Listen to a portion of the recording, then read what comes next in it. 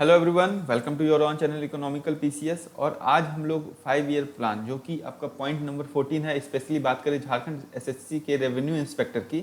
तो सिलेबस का जो आपका पॉइंट नंबर 14 है, पॉइंट नंबर 14, वहाँ पर आपको मिलेगा योजना, आर्थिक योजना, उसके उद्देश्य, व्यू, रचना, अनुभव और समस्याएं। इतनी चीज़ें हम लोगों को पढ़नी है। उसमें हम लोगों ने ऑब्जेक्टिव्स की यानी उद्देश्य को हम लोगों ने पढ़ लिया था। हिंदी और अंग्रेजी दोनों ही माध्यम में पढ़ा था।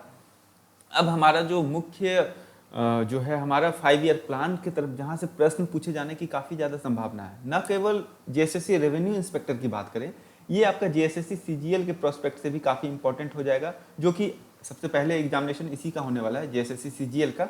और हम लोग उसी तरीके से सिलेबस को डिजाइन कर रहे हैं, मतलब कि इसी प्रकार से सिलेबस को पढ़ने को डिजाइन कर रहे हैं, जहाँ पर जेएसएससी सीजीएल के जो टॉपिक हैं वो भी हमारे कवर हो जाए, और साथ साथ हमारा रेवेन्यू इंस्पेक्टर का जो टेक्निकल पेपर का सिलेबस है, इकोनॉमिक्स का स्पेशली बात करें, तो वो भी आपका कवर हो जाए। तो ऐसा आप लोगों के रिक्वेस्ट पर कर रहे हैं, ठीक है। और काफ़ी सही भी है, ये स्ट्रैटेजी भी सही है, क्योंकि इसमें क्या होगा कि आपका जो समय है वो दोनों ही चीज़ों की तैयारी के लिए खप जाएगा। और सीजीएल के एग्जामिनेशन के बाद आपके पास जो भी समय रहेगा उसमें आपका लगभग 80 to 90% जो है टॉपिक कवर हो जाएगा रेवेन्यू इंस्पेक्टर का। तो ये एक अच्छी स्ट्रैटेजी है। अगर आप लोगों में से किन्हीं ने ऐसी स्ट्रैटेजी नहीं अपना रखी है, तो वो इस तरह की स्ट्रैटेजी भी अपना सकते हैं। हाउएवर, चलिए, ये ऐसा नहीं है कि ये टॉपिक सिर्फ जेएसएससी सीजीएल और रेवेन्यू इंस्पेक्टर के लिए ही स्पेशली डिजाइन है। ये आपका जेपीएससी की जो परीक्षा है आने वाली 11th जेपीएससी, ठीक है, वहाँ पर ये काफ़ी वर्क करने वाला है। साथ ही इसके अतिरिक्त आपका सीडीपीओ की जो परीक्षाएं हैं वहाँ पर भी ये काफ़ी हेल्पफुल होगी। तो हम लोग बिना देरी किए हुए इसको शुरू करते हैं। सबसे पहले तो आर्थिक नियोजन, देखिए ये इस चीज़ को हम लोगों ने पिछले क्लास में डिस्कस कर लिया था, और इस टॉपिक को हम लोगों ने ये कहा था कि 5 ईयर प्लान को हम लोग अगला जो टॉपिक होगा वहाँ से शुरू करेंगे। लेकिन एक ओवरव्यू ले लेते हैं, एक डिटेल में नहीं जाकर हम लोग थोड़ा सा पीछे की चीज़ों को थोड़ा सा रिवाइज कर लेते हैं। सबसे पहले तो हम लोगों ने आर्थिक नियोजन को समझा था कि एम विश्वेश्वरैया जो मैसूर राज के पूर्व दीवान रह चुके थे, और ये काफ़ी बड़े सिविल इंजीनियर भी थे अपने टाइम में, है ना। मोक्षगुंडम विश्वेश्वरैया इनका पूरा नाम था। तो ये मैसूर राज्य के पूर्व दीवान थे, और प्लान्ड इकोनॉमी फॉर इंडिया, ये देखिए इनका कॉन्सेप्ट कितना इंटीग्रेटेड कॉन्सेप्ट था। ये थे मैसूर राज्य के पूर्व दीवान, सिविल इंजीनियर थे, लेकिन इनका सोच काफ़ी विस्तृत था। ये सिर्फ और सिर्फ भारत के बारे में सोचते थे, भारत की प्रगति के बारे में सोचते थे, खासकर यहाँ के इंडस्ट्री इंफ्रास्ट्रक्चर को लेकर काफ़ी ज़्यादा मतलब विमुख रहते थे, हमेशा उन्मुख रहते थे। तो ये इनकी खासियत थी। और ये प्लान्ड इकोनॉमी फॉर इंडिया, ये एक किताब इन्होंने लिखी थी। इसमें 1934 में भारत की 10 वर्षीय नियोजित विकास के लिए कार्यक्रम निर्धारित थे। ये एक प्लान अपना डेवलप किए हुए थे कि इस तरीके का प्लान हो जो कि आगे के 10 वर्षों को के डेवलपमेंट को सिक्योर कर सके, ठीक है। इससे आगे हम लोग बढ़ते हैं। एक फिक्की का प्रपोजल आया था, वो काफ़ी इंपॉर्टेंट है।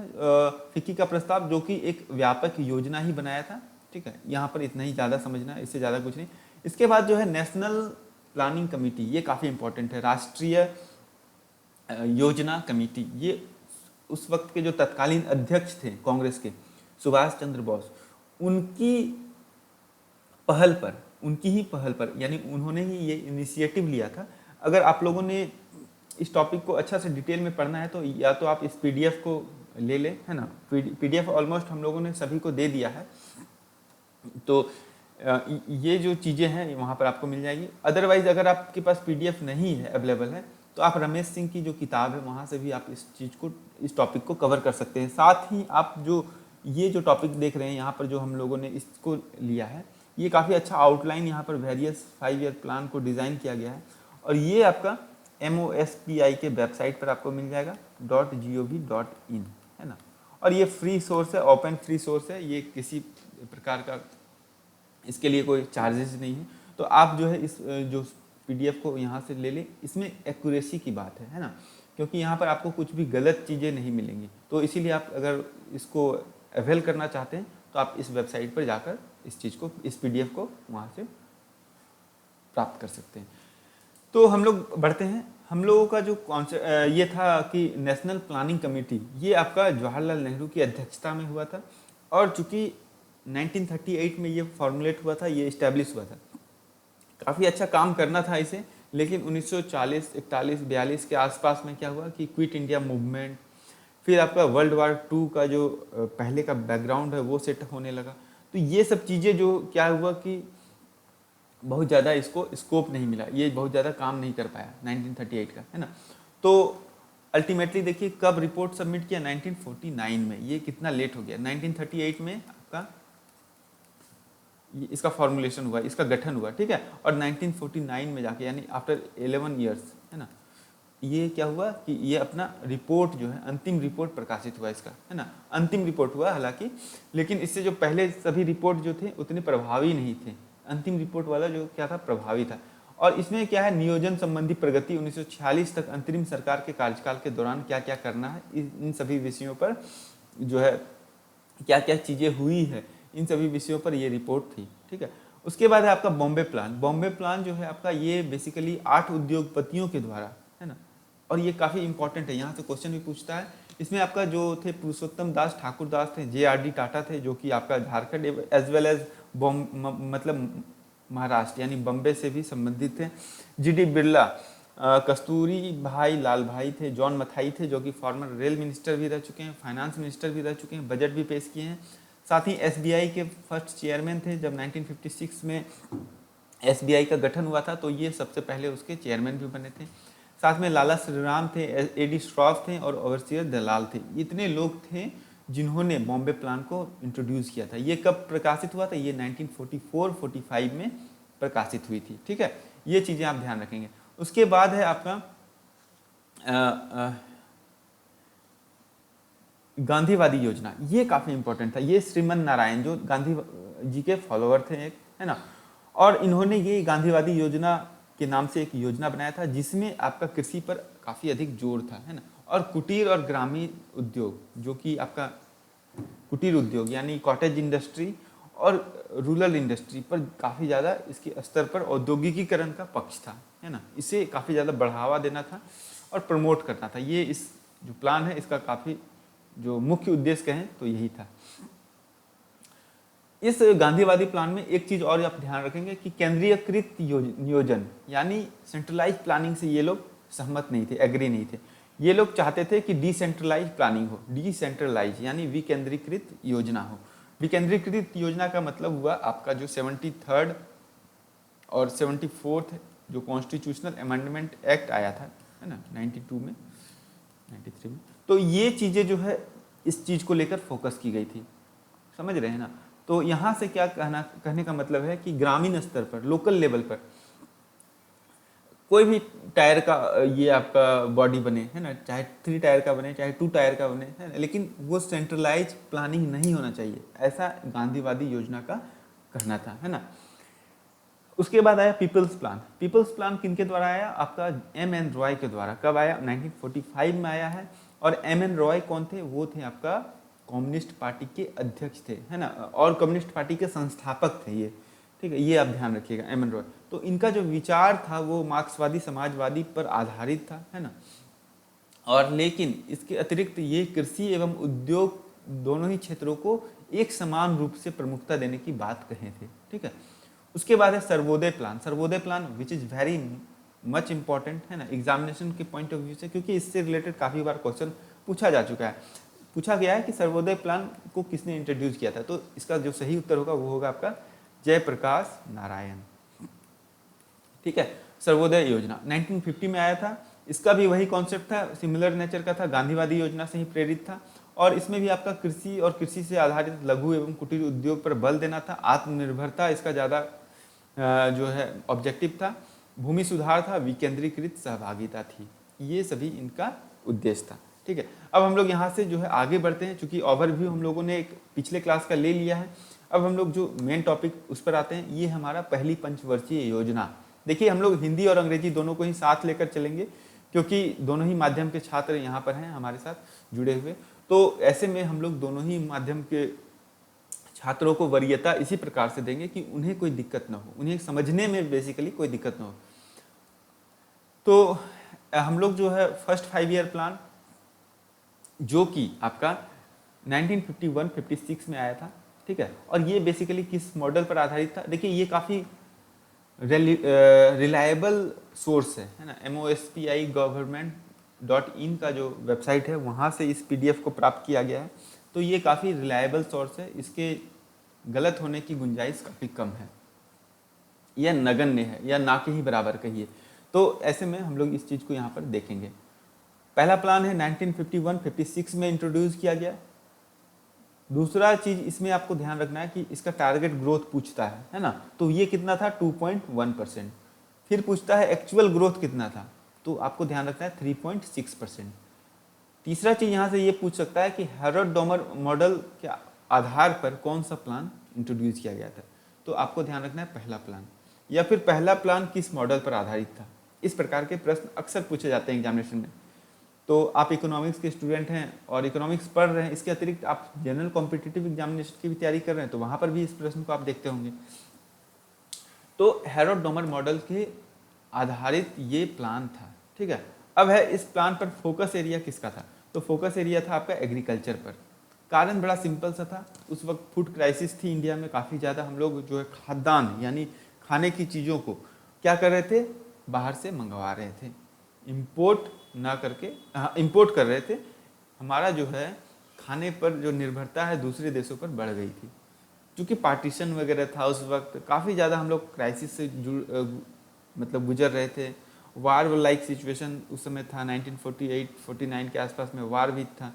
तो ये सभी चीज़ें, और पॉलिटिकल क्राइसिस भी था उस वक्त, है ना। तो इन सभी चीज़ों के कारण हमारा जो एग्रीकल्चरल प्रोडक्शन है उतना ज़्यादा नहीं हो पाया, और इस वजह से हम लोग फूड क्राइसिस की तरफ 1951 से 56 के दौरान हो गए थे। और इसीलिए इस पर्टिकुलर फर्स्ट 5 ईयर प्लान में हम लोगों ने कृषि पर ज़्यादा फोकस किया, है ना। हमारा खेती बाड़ी पर ज़्यादा फोकस रहा, और उसके अतिरिक्त प्राइस स्टेबिलिटी, पावर, ट्रांसपोर्ट, इन सभी चीज़ों पर भी फोकस रहा। लेकिन हमारा प्रायोरिटी जो है, हमारी प्राथमिकता सूची में सबसे पहले खेती बाड़ी थी, और इस पर हम लोगों ने काफ़ी ज़्यादा काम किया था, और इसीलिए ये प्लान काफ़ी सक्सेसफुल रहा, है ना।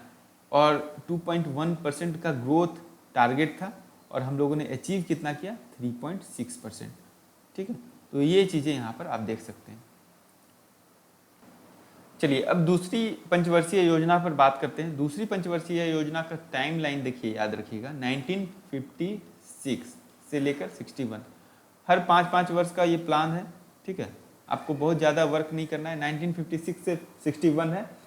3 प्लान हॉलीडे, 3 एनुअल प्लान है, जिसको प्लान हॉलीडे के नाम से भी कंसीडर करते हैं, ठीक है, उसको अलग से याद रख लेना है। और फिर 1989 से 91 के बीच में भी कुछ जो है प्लान जो है नहीं बन पाए थे, यानी वो नो प्लान टाइम था, तो उस वक्त को भी आपको ध्यान रखना है। इसके अतिरिक्त आपका 5 ईयर प्लान फ्लोलेसली चलता रहा है, कहीं कोई बाधा नहीं हुई है 12वीं पंचवर्षीय योजना तक। उसके बाद आपका नीति आयोग का जो गठन हुआ, उसके फलस्वरूप ये पंचवर्षीय योजना वहाँ पर स्थगित कर दिया गया, यानी समाप्त कर दिया गया। तो दूसरी पंचवर्षीय योजना का जो टाइमलाइन था 1956 से लेकर 61 था।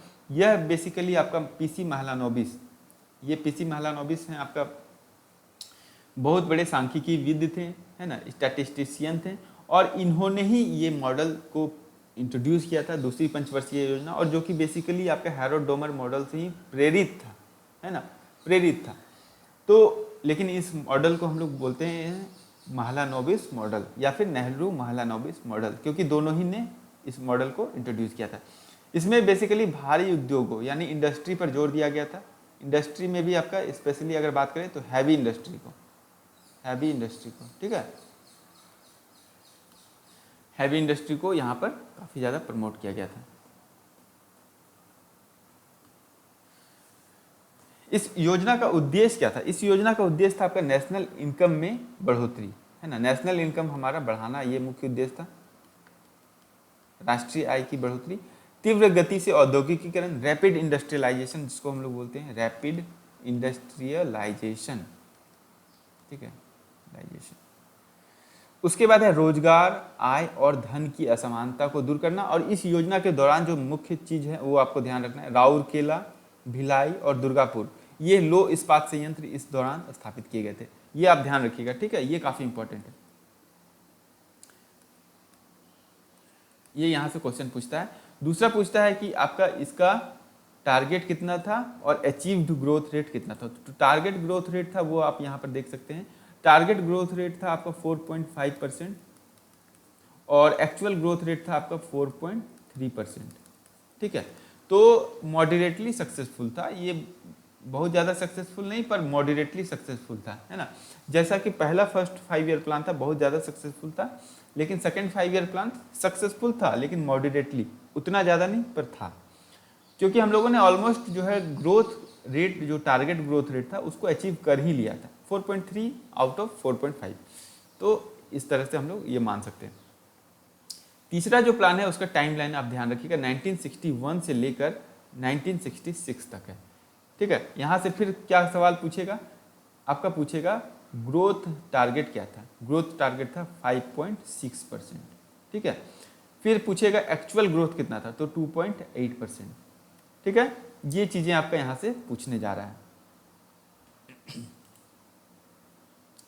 तीसरा चीज जो है यहाँ से पूछ सकता है, वो पूछेगा कि यहाँ इस तीसरी पंचवर्षीय योजना में किन विषयों पर जोर दिया गया था। तो कृषि और उद्योग दोनों पर ही बल यहाँ पर दिया गया था, ठीक है। उद्देश्य क्या था ये पूछेगा, भारतीय अर्थव्यवस्था को आत्मनिर्भर बनाना, यानी सेल्फ रिलायंस आत्मनिर्भरता, स्वतः स्फूर्त बनाना था।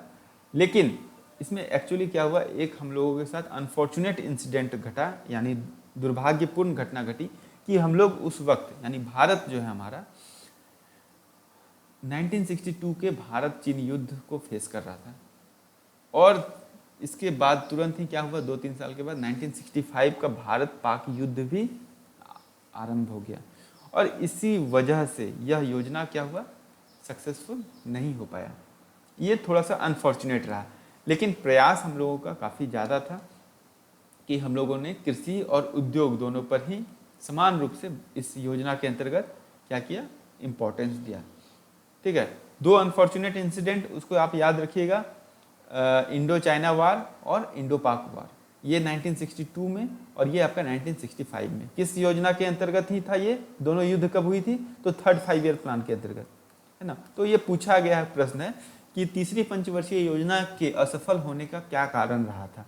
तो आपको ये ध्यान रखना है, ठीक है। युद्ध यानी war is the most important reason for being this plan unsuccessful, ठीक है।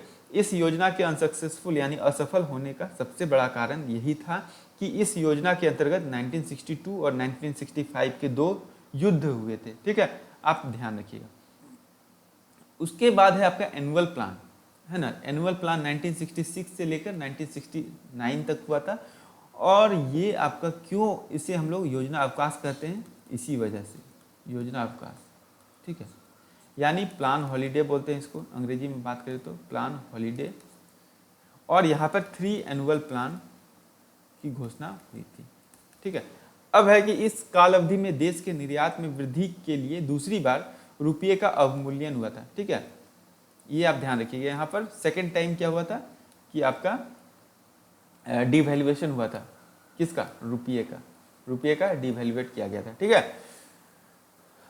और उस वक्त जो है आपका डिवैल्यूएशन का मतलब क्या होता है, डिवैल्यूएशन का मतलब होता है आपका कि $1 का मूल्य अगर मान लीजिए 65 रुपये के बराबर है ना, और उसको अगर हम लोग 1 रुपये का मूल्य को 90 रुपये के बराबर कर देते हैं, ठीक है, तो यहाँ पर क्या हुआ कि हम लोग पैसे का जो रुपये का अमाउंट क्या किए हम लोगों ने बढ़ा दिया है, और यही अवमूल्यन हुआ है, ठीक है, यही अवमूल्यन हुआ। क्योंकि इसमें डॉलर क्या हुआ कि ये शक्तिशाली हो गया, है ना। मतलब $1 में आप 90 रुपये का सामान यहाँ खरीद लेंगे। मान लीजिए कोई एक नागरिक है, अमेरिकी नागरिक यहाँ आया, है ना, अब वो 1 रुपये में यहाँ पर 65 रुपये का सामान खरीद सकता है, यानी मान लीजिए कि 1 प्लेट चावल ले सकता है, 1 प्लेट का खाना खा सकता है, ठीक है, वो $1 में। लेकिन अब क्या हुआ, हम लोग डिवैल्यूएट कर देंगे अगर प्राइस को, अपने रुपीज़ को, तो क्या होगा कि 1 रुपये में, $1 में क्या होगा, 90 रुपये की बात हो गई। तो अब $1 में 90 रुपये की बात होगी तो 1 प्लेट चावल खाना तो खाएगा ही, है ना। और प्लस वो क्या करेगा, कुछ ड्रिंक वगैरह भी ले लेगा, है ना, और प्लस कुछ आपका जूस वगैरह भी पी सकता है। तो इतने चीज़ों को वो कंज्यूम कर लेगा, यानी उसके पास क्या हुआ, पावर परचेजिंग कैपेसिटी उसका क्या हुआ, बढ़ गया। तो डॉलर का बढ़ा ना, डॉलर का बढ़ा, तो डॉलर का बढ़ा तो यानी डिवैल्यूएट किसका हुआ, रुपीज़ का डिवैल्यूएशन हुआ, ठीक है। तो ये चीज़ आपको यहाँ ध्यान रखना है, ये अगर बढ़ गया तो इसका डिवैल्यूएशन हुआ। तो अवमूल्यन से क्या हुआ, निर्यात का तो फायदा होता है लेकिन आयात में नुकसान होता है ना। सिमिलरली मतलब इन्वेस्टर तो आएगा, है ना, मतलब परचेजर तो खरीदने वाला रहेगा, बाहर बाहर के लोग खरीदेंगे सामान, लेकिन बाहर से यहाँ कोई जो है उस प्रकार से आयात का नुकसान हो जाता है ना, हम लोगों को कोई फायदा नहीं होता। क्योंकि भारतीय अर्थव्यवस्था आयात में ज़्यादा निर्भर थी, इसलिए अवमूल्यन असफल हो गया, है ना। और उस वक्त क्या था कि इंडियन इकोनॉमी जो है हमारा बहुत ही ज़्यादा इम्पोर्ट करने में व्यस्त था, है ना, बहुत ज़्यादा निर्भरता जो है हमारा आयात पर था, और इसीलिए अवमूल्यन क्या हुआ, असफल हो गया। चौथी पंचवर्षीय योजना, यहाँ से हम लोग जो है 3 एनुअल प्लान यानी 19, देखिए 3 एनुअल प्लान को यहाँ पर हम लोग जान लेते हैं कि 1966 से लेकर 69 तक हुआ था, ठीक है। और इसको हम लोग प्लान हॉलीडे के तौर पर कंसीडर करते हैं। पूछेगा क्वेश्चन, पूछा हुआ क्वेश्चन है, पूछेगा फिर से, क्या पूछेगा कि 3 एनुअल प्लान कब हुआ था, तो 1966 से 69 तक, है ना, या याद रखिएगा 66 से 69 तक। और ये आपका किस चीज़ के रूप में कंसिडर किया जाता है, तो प्लान हॉलीडे, है ना, यानी योजना अवकाश। ध्यान रखिएगा, एकदम ध्यान रखिएगा, ये क्वेश्चन पूछने जा रहा है ना। अब हमारा 4th 5 year plan, 4th 5 year plan कब से आया था, 1969 से लेकर 74 तक, 1969 से लेकर 74 तक, ठीक है। और इसमें टारगेट ग्रोथ था आपका 5.7%, 5.7%, ठीक है। और इसका जो आपका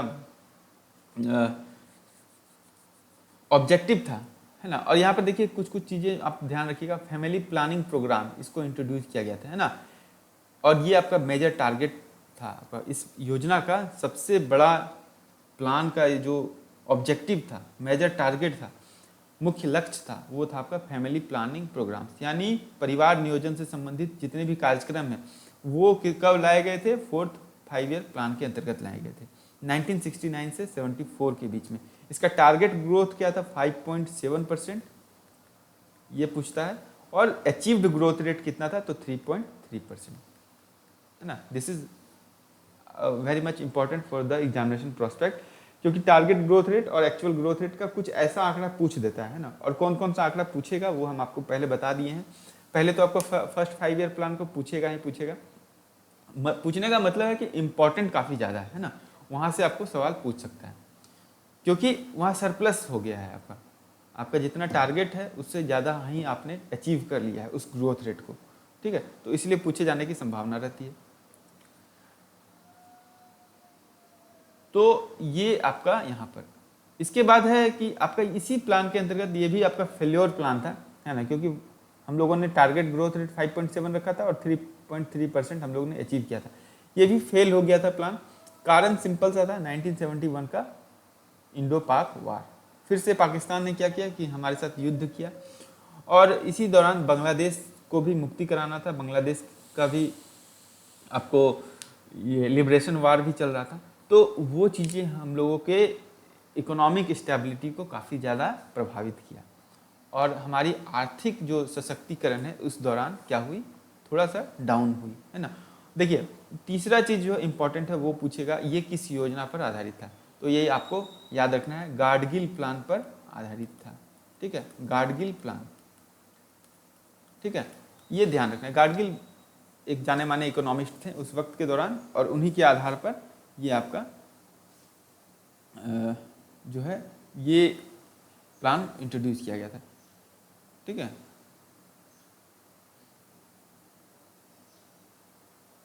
गाडगिल योजना बेसिकली आपका हिमालयी क्षेत्रों में ध्यान देने से संबंधित था, और रोजगार के अवसरों में वृद्धि करना, आय और संपत्ति वितरण, क्षेत्रीय असमानताओं को दूर करना इनका मुख्य उद्देश्य था। आधारभूत एवं भारी उद्योगों पर विशेष बल था, तीव्र गति से औद्योगिक विकास था, और कृषि एवं संबंधित क्षेत्रों पर ये सभी चीज़ें यहाँ पर हुई थी। अच्छा, इस अवधि के दौरान क्या क्या चीज़ें हुई थी? 14 वाणिज्यिक बैंकों का राष्ट्रीयकरण हुआ था ना, ये ध्यान रखिएगा। नेशनलाइजेशन ऑफ 14 नेशनल बैंक है ना, 14 कॉमर्शियल बैंक, ये हुआ था। ठीक है, ये आप ध्यान रखिएगा। और जो दूसरी चीज़ें हैं वो आपको हम बता चुके हैं कि इस दौरान क्या हुआ था, फैमिली प्लानिंग प्रोग्राम को इंट्रोड्यूस किया गया था। ठीक है, ये काफ़ी इम्पोर्टेंट था। चलिए, तो आज के लिए इतना ही हम लोग करते हैं, क्योंकि 4th 5 ईयर प्लान के बाद हम लोग 5th प्लान को जो है वो देखेंगे। और इसमें आपको गरीबी हटाओ और अटेनमेंट ऑफ सेल्फ रिलायंस, ये दो बड़े इंपॉर्टेंट प्रोग्राम यहाँ पर इंट्रोड्यूस किए गए थे, और इसको हम लोग जो है अच्छे से देखेंगे। 5 ईयर प्लान है, यानी 5th 5 ईयर प्लान, यानी 5वीं पंचवर्षीय योजना, इसको हम लोग अच्छे से देखेंगे 1974 से 79। और अगले ही क्लास में हम लोग जितने भी जो बचे हुए आपका 5 ईयर प्लान है उन सभी को यहाँ पर हम लोग खत्म करेंगे, है ना। और इस अवधि के दौरान देखिए 2 चीज़ें हम बता देते हैं। 20 सूत्री प्रोग्राम, ये काफ़ी इंपॉर्टेंट है, ये हुआ था। और इसके अतिरिक्त जो है आपका गरीबी उन्मूलन और आत्मनिर्भरता, ये बहुत ही बड़ा चीज़ है, ये हर एग्जाम में पूछा जाता है और इस बार भी संभावना है कि ये पूछा जाएगा। ठीक है, इसी प्रकार से 6ठा, 7वां, 8वां, 9वां, 10वां, 11वां और 12वां 5 ईयर प्लान हम लोग अगले क्लास में ख़त्म करेंगे, और ख़त्म करने के साथ ही जो नेक्स्ट टॉपिक है उस पर चले जाएंगे। ठीक है, चलिए, thank you, have a good day.